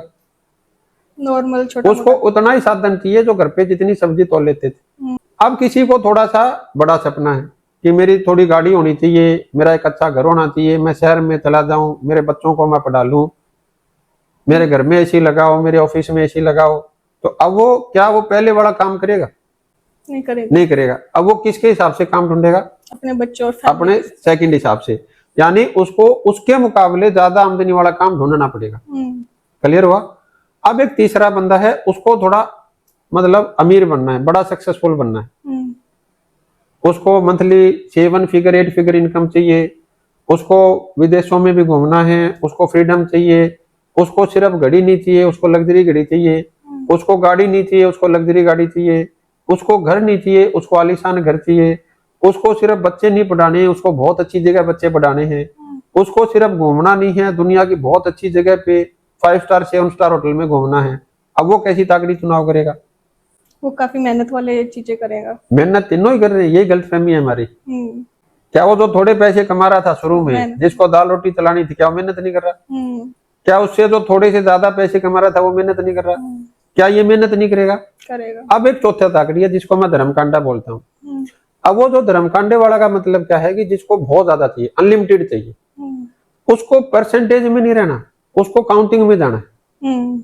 ऐसे ही हमारे सामने हमारे काम है जिसका हम चुनाव करते हैं। अब अगर मैं ट्रक को तोलना चाहूँ, क्या वो घर वाले कंडे पे तोल सकता हूँ? नहीं तोल सकता। लेकिन क्या वो कंडे की कोई गलती है? घर वाले की नहीं है। हालांकि वो वजन तोलता है लेकिन वो ट्रक तोलने के लिए नहीं बना। तो आपको ये चेक करना पड़ेगा कि मैं जहां काम कर रहा हूं उस काम की क्षमता क्या है। कि मैं ऐसी जगह तो नहीं अटका पड़ा भी मैं तोलना तो ट्रक चाहता हूँ और उसकी कैपेसिटी 5 किलो कंडे की, तो मैं सारी उम्र वहां पे कितनी मेहनत कर लूं, कितनी योग्यता पर डालूं, मेरा ट्रक थोड़ी तुल जाएगा। तो मतलब मिडिल क्लास इस वजह से रह जाता है कि वो बड़े सपने नहीं देखता। देखता तो है लेकिन वो दो आकलन नहीं करता। या तो वो अपने काम का आकलन नहीं कर रहा कि उस काम में कितनी क्षमता है, या वो अपना आकलन नहीं कर रहा कि मेरे अंदर कितनी क्षमता और योग्यता है। अब मैं ये चाहता हूं कि इस शहर में मेरी 10 बिल्डिंग बन जाए, मेरे चाहने से थोड़ी बन जाएगी। उसके लिए क्या चाहिए? पैसा चाहिए भाई। अब मैं यहाँ सोच के बन जाऊं, मैं तो डायरेक्ट IAS बन जाऊंगा, मेरे सोचने से थोड़ी बन जाऊंगा। उसके लेवल की मेरे अंदर योग्यता और काबिलियत तो बढ़ानी पड़ेगी मेरे को। स्किल्स, मेहनत, पैसा। इसीलिए मैंने क्या कहा, हमें दोनों क्षमता देखनी। मेरे काम की क्षमता क्या है और मेरी क्षमता क्या है। अगर ये दोनों पावरफुल है फिर मैं सपनों तक पहुंचूंगा। अगर ये दोनों में से एक चीज भी मेरी कमजोर है तो मैं जरूरतें तो पूरी कर लूंगा, सपने पूरे नहीं कर पाऊंगा। तो सर जैसे कि आपने बोला सपने पूरे नहीं कर पाऊंगा, तो कुछ होते हैं, जैसे आप मेरे फादर की बात करो या फिर रिस्पॉन्सिबिलिटीज आ जाती है, उनपे फैमिली प्रेशर्स आ जाते हैं, तो वहाँ फैमिली प्रेशर की वजह से हम कहीं ना कहीं अपने सपनों को भूल जाते हैं। तो अपने पैसा कमाने के साथ साथ फैमिली प्रेशर को और अपने सपनों को कैसे पूरा किया जाए? देखो, मेरे को कोई धरती पे ऐसी फैमिली नहीं मिली जो ये प्रेशर करती हो कि तेरे को ज्यादा पैसे नहीं कमाने। वो ये तो प्रेशर कर सकती है तेरे को गलत तरीके से पैसे नहीं कमाने, लेकिन ये कभी प्रेशर नहीं करेगी तेरे को ज्यादा पैसे नहीं कमाने। वो सुबह जो पूजा पाठ करते हो क्यों करते हैं? कम पैसे आए ज्यादा पैसे आए? ज्यादा पैसे। किसी को ऐसे सुना भी वाह वाह हमारा तो बहुत बढ़िया दामाद मिला जी, हमारे से कम पैसे कमाता है? नहीं। किसी ने ऐसे सुना वाह वाह वाह भगवान बहुत खुश हो गया जी, इस बार तुम्हारी फसल कम हुई? किसी को सुना वाह वाह वाह जी भगवान बड़ा खुश है, अब तो घाटा लग गया हमारे? सारे प्रार्थना क्यों करते हैं? सक्सेस के लिए, ज्यादा पैसा कमाने के लिए। तो कोई भी फैमिली ऐसा कभी नहीं चाहेगी कि आप ज्यादा सक्सेसफुल ना हो। हाँ, वो ये चाहेगी कि आप सही तरीके से ज्यादा सक्सेसफुल हो जाओ। एक नंबर पे। 2 नंबर पे क्या है, वो ये चाह सकती है कि आप सक्सेसफुल तो हो जाओ, लेकिन सक्सेसफुल होने के लिए अपनी फैमिली या अपनी हेल्थ या अपने संस्कारों के साथ खिलवाड़ ना करो। तो वो मैंने पहले भी बोला कि अगर हम जैसे तैसे कामयाब होंगे तो फिर हमारी लाइफ है वो जैसे तैसे हो जाएगी। तो रिस्पॉन्सिबिलिटीज आती हैं, तो उस चीज को कैसे हैंडल करें? तो परिवार रिस्पॉन्सिबिलिटी नहीं है? अब परिवार मतलब रिस्पॉन्सिबिलिटी देता है, तो वहां पे एक होता है कि रिस्पॉन्सिबिलिटी और सपनों के बीच में चॉइस हो जाती है। नहीं होती। जाती है। ये क्यों नहीं होती? मैंने अभी आपको क्या कहा, आपकी इच्छाएं और भावनाएं अगर दोनों हैं, अभी आप मेरे को बताओ भी क्या कोई लड़की ऐसे ख्वाब देखेगी कि मैं मर्सिडीज कार में तो घूमूं लेकिन मेरे पति के साथ मैं खुश ना रहूं? नहीं रखेगी। क्यों नहीं रखेगी? क्योंकि ऑब्वियसली दोनों चीज जरूरी है। हाँ, ऐसे ही हमें क्या समझना होगा, जैसे मेरी हेल्थ है वो किसकी जिम्मेदारी है? आपकी खुद की। मेरी है। मैं सक्सेसफुल होऊंगा ये किसकी जिम्मेदारी है? आपकी खुद। मेरे परिवार के साथ मेरे रिलेशन सही रहे किसकी जिम्मेदारी है? आपकी। मेरी हैबिट सही रहे किसकी जिम्मेदारी है? आपकी। तो फिर विरोधाभास कहाँ है? हमें क्या लगता है कि पैसे कमाना तो मेरी जिम्मेदारी है और बाकी सब जिम्मेदारी किसी और की है। तभी हम ब्लेम करना शुरू कर देते हैं। क्लियर हुआ? तो मैं कहना चाह रहा हूँ। अभी दूसरी चीज क्या है कि जैसे आपने कहा भी फैमिली या सक्सेस, मैं क्यों बोल या क्यों लगाना और क्यों नहीं लगाना? फैमिली और सक्सेस। हाँ, अभी कभी हम ये देखते हैं, कभी ये पूछते हैं भी कमीज पहनोगे या पैंट पहनोगे? दोनों ही चीज करनी तो फिर यहाँ पे दोनों चीज क्यों नहीं हो सकती? बिल्कुल सही बात। आप कभी ये पूछते हो भी पानी पियोगे या खाना खाओगे? दोनों ही साथ साथ। बिल्कुल सही। तो सक्सेस और फैमिली दोनों साथ क्यों नहीं हो सकती? बिल्कुल सही चीज है। तो अब मेरे दिमाग में जो एक और सवाल आया वो ये था कि आजकल कुछ लोग हैं जिनके पास काफी पैसा है, कुछ फैमिलीज है, लेकिन अपने पैशन को भी उनको फॉलो करना होता है। कुछ होता है कि पैसे नहीं है उनके लिए, उनकी फैमिली उनको प्रेशराइज करते हैं कि कुछ ऐसा काम कर जिसमें पैसा बने, तो लेकिन उनको फॉलो करना होता है अपना पैशन। लेकिन पैशन में जरूरी नहीं है कि पैसा बने, लेकिन पैशन पैशन होता है, लोग करते हैं फॉलो। तो उस सिचुएशन में लोगों को क्या करना चाहिए? पैशन होना अच्छी बात है, लेकिन बिना पैशन के, वो बिना पैसे के आपकी पैशन की रिस्पेक्ट नहीं होगी। आज आप विराट कोहली की इसलिए इज्जत नहीं करते कि उसके क्रिकेट का पैशन है, आप उसकी इसलिए इज्जत करते हो कि वो क्रिकेट में इतने पैसे कमाता है। तो अगर किसी पैशन में ज्यादा पैसे नहीं है या फिर लॉन्ग टर्म में सक्सेस है, शॉर्ट टर्म में नहीं है, तो हमें वो काम नहीं करना चाहिए। मैं नहीं कह रहा आपको, लेकिन मैं आपको ये कह रहा हूं कि आपका पैशन आपके पैसे की जरूरत पूरी नहीं कर सकता। जैसे आज मान लो कोई अनमैरिड लड़की है और उसके सामने एक रिश्ता आता है, भी उस बंदे को वकालत का बहुत पैशन है लेकिन फीस कुछ नहीं कमाता, क्या वो लड़की उसके साथ रिश्ता करेगी? नहीं करेगी। आप सपोज करो कोई लड़का है और उसके पास ऐसी लड़की का रिश्ता आता है कि वो सिर्फ फोटोग्राफी करती है, सपोज करो, और वो घर का काम नहीं करती, क्या वो लड़का उस लड़की से शादी करेगा? दोनों बात हो सकती है, कैसे हो सकती है? क्योंकि लड़कों का होता है कि कमा तो मैं रहा हूँ, कोई बात नहीं। तो फिर उसको जो मतलब फैमिली के लिए जो वो अपनी पत्नी लाएगा, अगर वो पत्नी अपनी रिस्पॉन्सिबिलिटी नहीं निभाएगी तो कितने दिन पैशन पे रख लेगा भाई अपनी पत्नी को? अगर फोटोग्राफी के साथ घर भी संभाल पा रही है, साथ हो गया ना। तो आप पैशन करो, लेकिन पैशन और पैसे में से एक का चुनाव नहीं करना। पैशन के साथ साथ आप पैसे भी हाँ, बनाओ। पैसे कमा रहे हो उसके साथ अपना पैशन पूरा करो, आप अपना पैशन पूरा कर रहे हो उसके साथ पैसा कमाओ। अब कल को आपको अपने बच्चों की फीस भरनी है, वो स्कूल वाले थोड़ी पूछेंगे आप पैशन कितना रखते हो जी, वो क्या पूछेंगे कि फीस पैसा कितना रखते हो भाई। कल को अपनी मम्मी पापा को हॉस्पिटल ले जाना पड़ गया, वो पूछेंगे क्या पैशन रखते हो, क्या पूछेंगे? पैसे दो। पैसे है तो बताओ भाई। तो फिर आप यूथ को क्या बताना चाहोगे कि पैशन रखना एक अच्छी चीज है या नहीं है?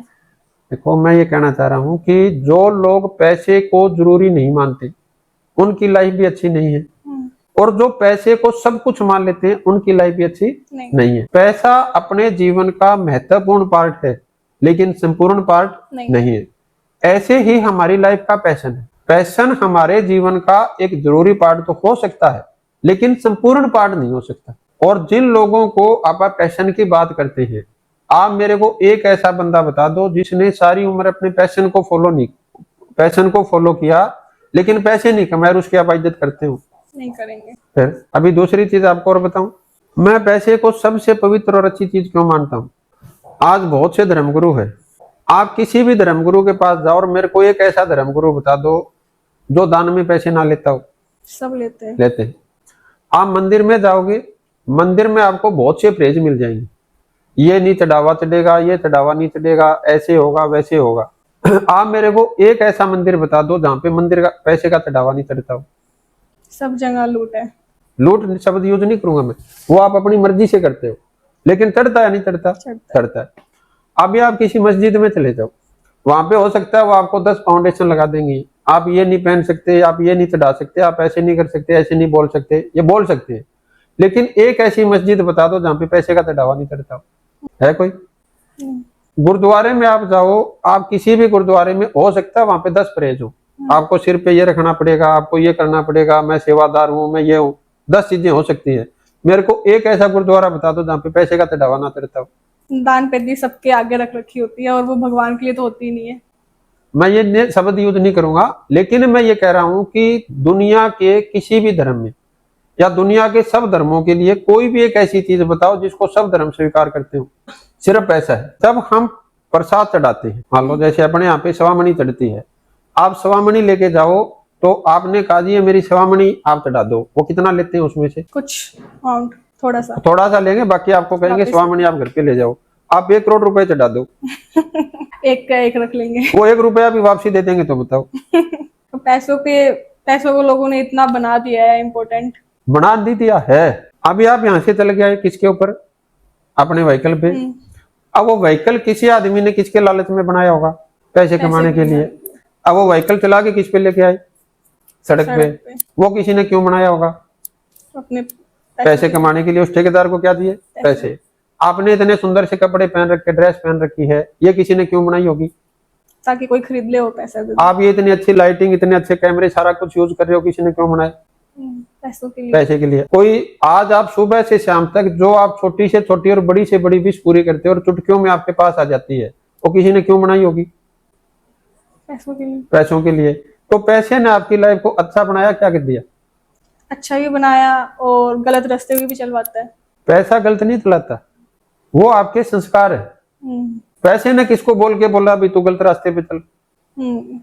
अगर पैसा गलत रास्ते पे चलाता तो राम जी सही रास्ते पे कैसे चले? तो अगर राम जी की अगर हम बात करें तो उन्होंने तो वनवास लिया था, वहां उन्हें वनवास लिया नहीं था, वनवास उनको दिया गया हाँ। था, बट उन्होंने बिना पैसे की भी वहां गुजारा किया था। अरे तो गुजारा तो क्या पता अपने पास ना हो तो अपने को करना पड़ जाए, करना पड़ जाए, वो एक अलग चीज है। लेकिन राम जी ने कब ये कहा भाई मतलब पैसा ठीक नहीं है? कृष्ण जी अगर पैसे को ठीक नहीं मानते तो राजा के घर में क्यों जन्म लेते? सही बात। अगर राम जी राजपाट को ठीक नहीं मानते तो सुग्रीव को राजा क्यों बनाते? अगर वो राजपाट को ठीक नहीं मानते तो लंका का राजा उसको विभीषण को क्यों बना के आते? उसको ही नहीं कह देते इसको छोड़ो भाई अपना। कृष्ण जी ने अपना युद्ध लड़वाया, क्यों लड़वाया? अगर वो राजपाट को ठीक नहीं मानते तो पांडवों को राजा क्यों बनाते? तो मतलब उनको राजपाट से परहेज नहीं था। दुर्योधन अच्छे से राज नहीं कर रहा था, उससे परहेज था। राम जी को रावण से परहेज नहीं था, रावण का व्यवहार ठीक नहीं था, उसकी वजह से परहेज था। उनको कोई लंका की परहेज थोड़ी था, सोने की लंका से। अच्छे व्यवहार के साथ पैसा कमाना और सिर्फ अपनी जिद के लिए या गलत काम करके पैसा कमाया हाँ, हुआ। अब दूसरी चीज, अगर पैसा अपने को भटकाता या गलत बनाता तो सारे अमीर लोग क्या होने चाहिए? गलत। और सारे गरीब लोग क्या होने चाहिए? सही। फिर है नहीं। फिर वो बात भी है। और जो ये पैसों के ऊपर इतनी भाषणबाजी करता है, कोई मेरे को एक बंदा बता दे जो ये बोलता हो जी मेरी बेटी के लिए कोई गरीब सा लड़का बता दो। रियलिटी चेक तो यही है, सब आखिरकार करना तो सही काम पैसों के लिए चाहते हैं। देखो पैसा, फिर मैंने आपको क्या कहा, अपने जीवन का महत्वपूर्ण पार्ट है, लेकिन संपूर्ण पार्ट नहीं है। तो सर आप इतने बड़े बिजनेसमैन हैं, तो अगर हमारे यंग एंटरप्रेन्योर्स को कुछ बिजनेस आइडिया या अपॉर्चुनिटीज आप क्या बताना चाहेंगे? आज के टाइम में कौन सा बिजनेस सबसे ज्यादा सक्सेसफुल है एंड अपॉर्चुनिटी किसमें सबसे ज्यादा है? बाकी अपॉर्चुनिटी बिजनेस में नहीं है, अपॉर्चुनिटी उस सॉल्यूशन में है जो आप उस बिजनेस के माध्यम से देना चाहते हैं। आज जो भी बड़े सक्सेसफुल लोग हैं उनका बिजनेस बड़ा इसलिए नहीं है कि वो बड़े बिजनेसमैन हैं, उन्होंने कुछ बड़े सॉल्यूशन दिए जिसकी वजह से उनका बिजनेस बड़ा बना। जैसे फिर मैं आपको कहूंगा भाई आज उबर बड़ा बना या अमेज़न बड़ा बना, क्यों बड़ा बना? सॉल्यूशन, उन्होंने सॉल्यूशन बड़े दिए। अगर उनके बिजनेस बड़े होने थे तो पहले दिन ही बड़े हो जाते। आज जूम है, हमारी ऑनलाइन ऐप है, अभी आज बड़ी है या नहीं? बड़ी है। क्यों बड़ी बनी है? सॉल्यूशन प्रोवाइड कर, उन्होंने सॉल्यूशन दिया। हमें कभी भी इस चीज पे फोकस नहीं करना कि मेरे को बिजनेस कितना बड़ा बनाना है, हमें सॉल्यूशन कितना बड़ा देना है और कितने ज्यादा लोगों को देना है। हमारे किसी काम से किसी का क्या फायदा हो रहा है, क्या फायदा हो रहा है, क्या सॉल्यूशन हो रहा है। तो हमारे दिमाग में 24 घंटे एक ही चीज चलनी चाहिए कि मैं ज्यादा से ज्यादा लोगों को क्या सॉल्यूशन दे सकता हूँ, उनकी क्या गुडनेस मैं मतलब उनमें बढ़ा सकता हूँ, उनकी कैसे हेल्प कर सकता हूँ, कैसे मैं उनकी हैप्पीनेस को बड़ा कर सकता हूँ, कैसे मैं उनकी सक्सेस को बड़ा कर सकता हूँ, तो आपका बिजनेस बड़ा होगा। तो सर जैसे कि आप डायरेक्ट सेलिंग के बिजनेस में हैं, तो डायरेक्ट सेलिंग से आपको क्या लगता है कि ये सब चीजें सोल्व हो रही है या नहीं हो रही है, और आपने डायरेक्ट सेलिंग ही क्यों चूज किया? देखो डायरेक्ट सेलिंग को चूज करने के बहुत से कारण हैं, लेकिन जो सबसे बड़ा कारण मैं आपको बताऊंगा कि हमारे सामने जो मिडिल क्लास फैमिलीज है उनका जो जीवन है वो दो पार्टों के बीच में पिसता रहता है, गुजरता नहीं है, पिसता है। पहला पार्ट क्या है? उसके संस्कार, जिसको मैं 4 शब्दों में बोलता हूं, अच्छाई, सच्चाई, भलाई और शुभ कर्म। आपका मेरा जन्म अलग जगह हुआ, हमारी कास्ट अलग है, हम कभी नहीं मिले, मतलब इससे पहले कुछ टाइम से पहले हम पहले नहीं मिले। सेम चीज हमारे साथी के साथ है, लेकिन आप ये देखोगे कि हमें कुछ कॉमन बातें सिखाई गई, और जो पोस्ट कार्ड में सुन रहे हैं वो भी इस चीज को रिलेट करेंगे कि भी बेटा या बेटी हमें घर पे किसी का उलाना लेके नहीं आना, ये सिखाया गया। अगर हमें सही रास्ते पे चल के पैसे कमाने हैं, हम 2 रोटी कम खा लेंगे, लेकिन हमें कोई ऐसा वैसा काम नहीं करना। अपने बाप दादा की इज्जत के ऊपर बट्टा नहीं ऐसा लगवा कुछ नहीं देना, करना कि सर झुके। सर झुक जाए। अब वो सारे के सारे हमें किस चीज के ऊपर लेके आ रहे थे कि अगर मैं अच्छाई नहीं करूंगा तो क्या इन शब्दों का मैं पालन कर पाऊंगा? नहीं कर पाएंगे, अगर मैं सच्चाई के रास्ते पे नहीं चलूंगा तो? नहीं कर पाओगे, अगर मैं भलाई के रास्ते पे नहीं चलूंगा तो? नहीं कर पाएंगे, अगर मैं शुभ कर्म नहीं करूंगा तो? नहीं। अब जो हम सुबह धूप दिया बाती करते हैं, सब कुछ करते हैं, या जितने भी हमारे सारे चीज हमें किसके ऊपर अग्रसर करते हैं? शुभ कर्मों की तरफ, अच्छाई सच्चाई भलाई और शुभ कर्म की तरफ। ये हमारे क्या है? संस्कार है, जिनके साथ हम बड़े होते हैं। दूसरी तरफ क्या है? हमारी चाहते हैं और जरूरतें हैं जो बड़ी होती है। अब संस्कार क्या बोलते हैं कि अच्छाई और भलाई चाहिए, और जरूरतें और चाहते क्या बोलती है? हमें मोटी कमाई चाहिए। अब इन दोनों चीजों से कोई मना कर सकता है कि हमारे अंदर नहीं है? नहीं कर सकते, है हमारे अंदर। लेकिन जब हम करियर का चुनाव करने जाते हैं, जब हमारा दुनियादारी से सामना होता है, तो हम दो चीजों के बीच में क्या बेचते हैं?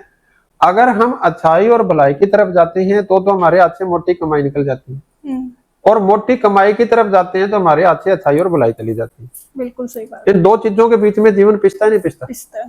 डायरेक्ट सेलिंग एक ऐसी अपॉर्चुनिटी है जिसमें आप अच्छाई सच्चाई और भलाई के साथ आप मोटी कमाई कर सकते हो। मोटी कमाई का मतलब पैसिव और अनलिमिटेड इनकम आप क्रिएट कर सकते हो। आज अगर मैं कोई मतलब कुछ परसेंटेज लोग हैं जो हाई उस पर चले जाते हैं, अब उसमें आप और मैं नहीं है। जैसे आप और मैं स्पोर्ट्स में तो हो सकते हैं, लेकिन शायद आप विराट कोहली या सानिया नेहवाल ना बन पाए, ओलंपिक में ना जा पाए। हो सकता है कि हमने बिजनेस स्टार्टअप कर लिया लेकिन अंबानी अडानी ना बन पाए। हो सकता है कि मैं खेती कर रहा हूँ लेकिन मेरे पास 500-400 एकड़ किले जमीन ना हो, पॉसिबिलिटीज है, लेकिन मेरे ख्वाब बड़े हैं, तो मैं क्या करूंगा? क्लियर हुआ? मेरे पास कोई रास्ता नहीं है। तो अगर हमारे पास अब दो प्रकार के लोग डायरेक्ट सेलिंग में नहीं, मतलब मैं बोलता हूं उनको, एक तो वो है कि जिनके कुछ सपने ही नहीं है, जिनको करना धरना ही नहीं है, उसका आप और मैं कुछ नहीं कर सकते। एक वो है जो ऑलरेडी बहुत अच्छे लेवल पे है, उसका 10% को आप और मैं, भाई पहले को हम कुछ कर नहीं सकते, दूसरे को हमारी जरूरत नहीं है, ऊपर वाले 10% को। जो हमारे 80% जो लोग हैं, जिनको अच्छाई सच्चाई भलाई और शुभ कर्म के साथ अपने सपने पूरे करने के लिए जो मोटी कमाई करना चाहते हैं, उनको डायरेक्ट सेलिंग जरूर डीपली स्टडी करना चाहिए। और जब हम इसकी सच्चाई को जानेंगे और जब हमें पता चलेगा कि हम ये चीजें यहाँ से ले सकते हैं, तो फिर वो चीज क्यों, और इसमें बहुत बड़ी इन्वेस्टमेंट नहीं है। अगर आपके अंदर स्किल नहीं है तो स्किल को डेवलप करने में डायरेक्ट सेलिंग आपकी हेल्प करती है, वो कंपनीज हेल्प करती हैं, आपके पास टीम होती है आपको डेवलप करने के लिए। तो बहुत सारे ऐसे कांड हैं जो मैंने, अगर मेरी डायरी में अगर आप देखोगे तो मैंने 150 से ज्यादा कांड लिख रखे हैं जो डायरेक्ट सेलिंग एक आम आदमी को दे सकती है। जैसे कि आपने बात की सर कि अच्छाई सच्चाई भलाई, तो कुछ कभी कभार लोग भटक जाते हैं, गलत कर्म कर बैठते हैं, तो उन गलत कर्मों का पश्चाताप करता रहना चाहिए हमें जिंदगी भर, या फिर उस चीज से आगे हम कैसे निकले, उसको दिमाग से हम कैसे निकाले, उस चीज का जो रिग्रेट रहता है हमारे जीवन में, तो वो रिग्रेट हम कैसे ना करें? देखो, पहली चीज तो मैं ये कहूंगा भी रिग्रेट होना चाहिए। अगर हमें रिग्रेट ही नहीं होगा तो फिर हम कभी सुधार की तरफ जाएंगे नहीं। जैसे आपने एक पुराना मुहावरा है भी, अब पछताए होत क्या जब चिड़िया चुग गई खेत। अब अगर उसको पछतावा नहीं होगा तो अगली बार भी खेत को नहीं संभालेगा, तो पछतावा होना चाहिए। अब वो पछतावा क्या है कि वो उससे हम डरपोक भी बन सकते हैं, हम उससे समझदार भी बन सकते हैं, हम उससे डिप्रेशन में भी जा सकते हैं। बिल्कुल। अब उसका फर्क क्या है मैं आपको वो बताऊंगा। एक आदमी है जिसने रिग्रेट किया और वो उसी के बारे में सोचता रहता है, उसी को बोलता रहता है, उसी को रटता रहता है, उसको सबको बताता रहता है। अब उससे उसकी लाइफ का जीवन का सदर कभी ऊपर उठेगा? वहीं अटक जाएगा, वहीं नहीं अटकेगा, वो माइनस में जाता रहेगा। क्योंकि अगर हमने अगला कदम सही नहीं उठाया तो पिछला कदम हमें वही नहीं रोकता। जैसे हमारी लाइफ में स्टेबिलिटी नाम की कोई चीज नहीं है, या तो हम इसको ग्रोथ की तरफ लेके जा रहे हैं या ऑटोमेटिकली डिग्रोथ आती है। तो इसको एक लाइन में हम ये बोलते हैं भी, या तो बेहतर बनने के लिए काम करते जाओ, क्या है बेहतर बनने के लिए काम, नहीं तो बदतर तो अपने आप हो जाओगे। आपकी लाइफ से तो मेरे को खुद को सीखने को मिल रहा है। चलो थैंक यू। ये कोई मेरे एक इंसान की बात नहीं है, ये लाइफ की बात है। अब दूसरी चीज क्या है कि मतलब पछतावा करते रहते हैं कि मेरे से ये हो गया, मेरे से ये हो गया, मेरे से ये हो गया। अब उससे क्या मेरी लाइफ में कुछ भला होगा? नहीं होगा। तो हमें क्या है कि हमारे से कोई गलती हुई तो ना तो हमें रटना है, ना हमें पछताना है, ना हमें मतलब उसको लेके बैठ जाना है। तो हमें करना क्या है, उससे सीखना कि वो चीज मेरे से क्यों हुई। क्या मेरी संगत ठीक नहीं थी, क्या मेरा एक्शन ठीक नहीं था, क्या मेरा काम ठीक नहीं था, क्या मेरे साथ बंदे ठीक नहीं थे। तो अगर हमने उससे सीखने का प्रयास किया तो वो हमारी सफलता की सीढ़ियां बनती जाएगी। और अगर हमने उसके सीखने का प्रयास नहीं किया तो वो हमारी असफलताओं की बेड़ियां बनती जाएगी। मैंने भी कहीं लाइन पढ़ी थी सर कि आप गलत कर्म कुछ भी नहीं होता, आप सिर्फ वो करते हो जहाँ पे आपको डेस्टिनेशन लेके जाना चाहती है, डेस्टिनी लिखी होती है। जो ये बंदा बोलता है क्या वो ड्रग्स पीनी शुरू कर सकता है? नहीं। तो फिर ऐसा कैसे बोल देगा कोई काम गलत नहीं होता? वही आपके कर्म आपका पाथ डिसाइड करते हैं। कैसे कर लेगा? अगर ड्रग्स अगर कर रहे हैं तो वो गलत कर्म है, तो वो गलत पाथ पे ही जाएगा वो। क्या वो यही शिक्षा अपने बच्चों को दे सकता है? नहीं देगा। फिर पढ़ा था मैंने। मैंने ये नहीं कहा कि जिसने आपको बोला वो सही नहीं है, उसने अपने बुद्धि विवेक के हिसाब से सही कहा, आपने अपने बुद्धि विवेक के हिसाब से सही पूछा, लेकिन मेरे को मेरे जीवन में अप्लाई करना है। आपको कल वो किसी ने कोई बात बोल दी, आपको अपने जीवन में अप्लाई करना है, तो उसको क्रॉस चेक तो करोगे या नहीं करोगे? अगर कोई काम गलत नहीं होता तो फिर राम जी ने रावण को क्यों मारा भाई? अपने कृष्ण जी ने कंस को क्यों मारा भाई? तो उन्होंने गलत काम करे तो उनको उनका कर्म फल मिला। कर्म फल मिला नहीं, कर्म फल दिया। एक लाइन जो मतलब मेरे को बहुत अच्छी लगती है, जिंदगी हमें देती नहीं है, जिंदगी हमें लौटाती है। हमारा किया हमें लौटाती। हाँ, वो हमने अगर अच्छा किया है तो हमें अच्छा लौटाएगी, अच्छा नहीं किया तो हमारे को अच्छा नहीं लौटाएगी। अभी कोई बंदा बोलता है अभी कोई गलत काम नहीं होता, अगर मैं उसको जाके गाली देना शुरू करूं वो 2 मिनट बाद मेरे को क्या कहेगा? गाली वापस देगा। मैं कह दूंगा ये तो तेरी डेस्टिनी थी, सुन ले तू। वही सुन लेगा वो? नहीं सुने। फिर तो सर आप तो मेरे खुद के क्वेश्चन ही सॉर्ट कर रहे हो। आई एम श्योर ऑडियंस के भी काफी क्वेश्चंस होंगे आपसे, एंड मैं चाहूंगी कि सर से कुछ भी आप सवाल कर सकते हो। लिटरली मतलब पर्सनल एक्सपीरियंस के थ्रू सर काफी अच्छे से समझाते हैं। एंड अगर आपका भी कोई सवाल हो तो कमेंट में जरूर डालिएगा। और अगर आज के पॉडकास्ट से आपको कुछ भी सीख मिली हो तो इसको सब्सक्राइब जरूर करिए चैनल को, और आज से ही शुरू कीजिए क्योंकि कल कुछ भी नहीं होता।